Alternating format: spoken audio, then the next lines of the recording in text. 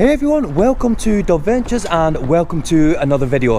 As we know guys, the economy's changing and everything is only going one way in price, and that's up. Hi guys! So, is the economy affecting van life? Well, yeah, it's affecting everything, so of course it's affecting van life. So, is van life still worth it? So as everything's going up in price, let's just talk about a couple of the things that directly affect what we do. First thing is, fuel prices are going up. Insurance prices are going up, maintenance costs for servicing your vehicles are going up, buying a van if you want to get into van life, that's going up. Everything is going up. Now, because of these different things that are happening, and it's the same with everything, but obviously we're specifically talking about van life, obviously you've got choices to make, what do you do? Is van life still something that you want to pursue? How do you go about it? How do you save money? How do you budget? And do you know what guys, this is what today's video is going to be about. Do you know what guys, as annoying as it is, because it really frustrates us, you've got choices, and like I said, you either give up on what you're doing or you work it out and you figure it out and you see how do you budget and how do you make van life work. So we've just returned from our Scotland road trip that we did, and on that road trip, because there was three of us staying in the van, we basically had to stay at campsites. And campsite prices are definitely going up, and obviously I understand why, because obviously their outgoings are going to be going up. Of course, like everybody's.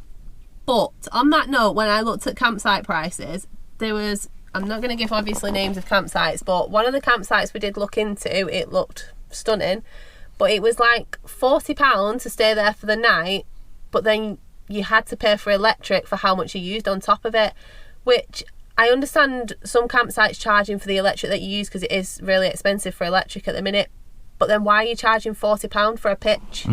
Now, obviously, people are going to turn around and say, well, electricity prices have gone up.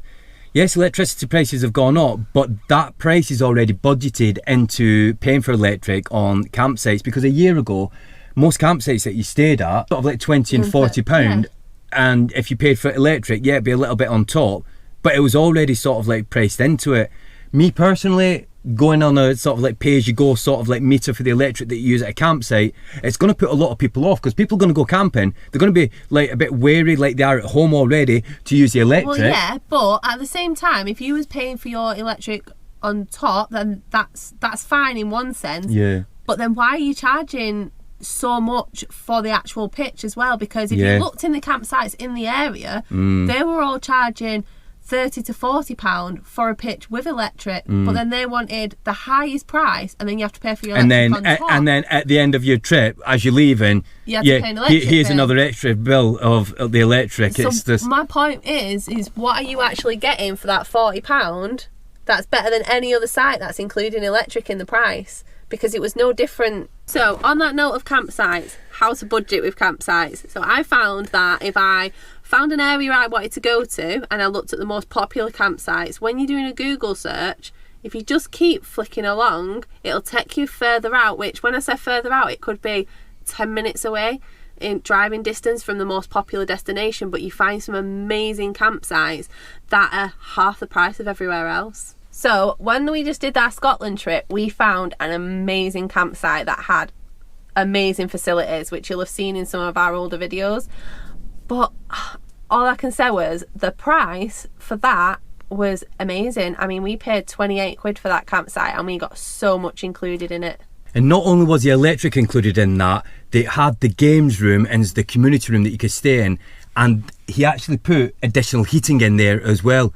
And he put didn't charge us for us. He put tea and coffee in there and sugar. And then obviously they had all the cooking facilities in there, which was using electric. Yeah, and it included electric for you to plug into with your camper van as well. So the thing is, you know, when people realise that some of these campsites are sort of charging more than they should because everything's going up, I understand why they're doing it, but some campsites are obviously doing the right thing and they're budgeting it in a way where it's it suits the customer, keeps the customer happy, but they're still making enough money to cover it and obviously run their business. So another little tip for budgeting, when we was in Scotland, we found so many places that was free to camp, but they just asked for a small donation. So that is another way for you to save money as well. Obviously a lot of these places don't have facilities, but some of them actually do. Some of them have a toilet but nothing else. So it's good to research the areas that you're going to, because there is a lot of places that do things like that and you can actually save some money. So another way that you can save money and do a little bit of budgeting is there is a lot of airs that are popping up about which do charge a lot less money than campsites, and obviously yes, there isn't as many facilities at some of these places, but some of them are. You just need to do your research. And also there's things like pub stops. So yes, they like you to go and spend a bit of money in the pub because obviously it helps them as well, so you can just get a drink or a dinner, but then you're also saving money because you've got somewhere to camp for the night. So another thing that's obviously going up is fuel prices. Now the fuel prices, you know, they do go up, they do come back down and things, but things like electricity only seems to be going one way at the moment.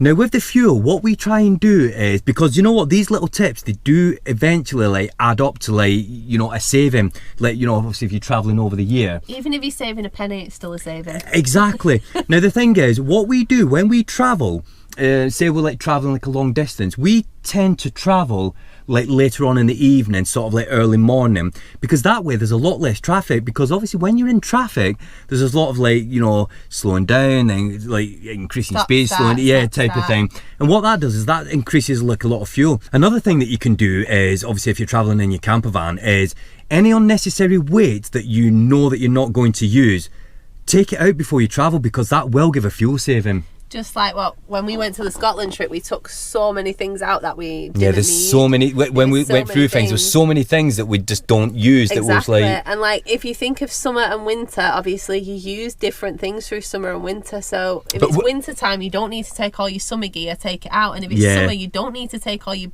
winter stuff. But what we noticed is we still got things in the van that like for summer and things that we don't use, and then obviously in winter a lot of things that you won't use in summer, a lot of people do like leave them in the van, vehicle. Take them out. Maintenance on your vehicle, you know, service prices and things like that are going up.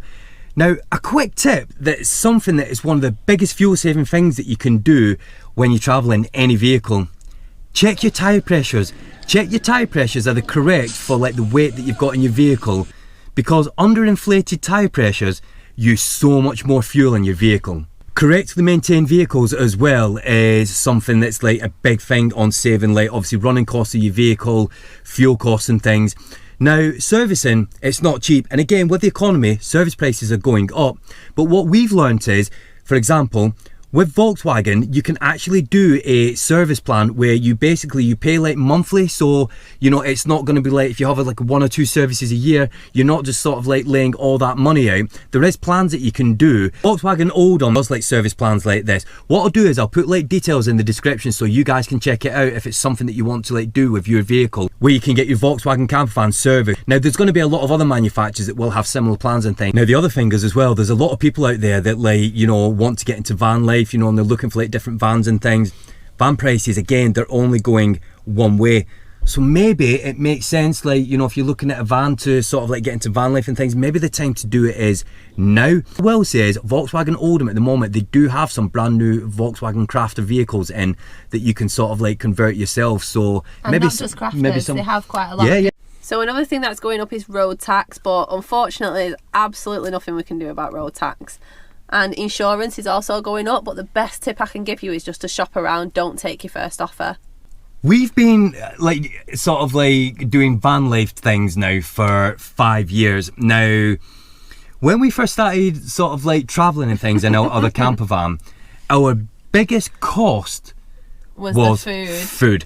Because what we was doing is we was on a daily basis going to supermarkets and buying the food daily and getting exactly sort of like what we wanted at a time. Oh, we fancy this, we fancy that, and was buying it. The problem was as well was when we first started van life, we didn't know about cookers for the vans or anything along those lines, or didn't know what to cook. We eventually bought a cooker and we didn't know what to get, so we'd just go to a supermarket and we'd be buying like sandwiches and things daily instead of just buying instead of like exactly.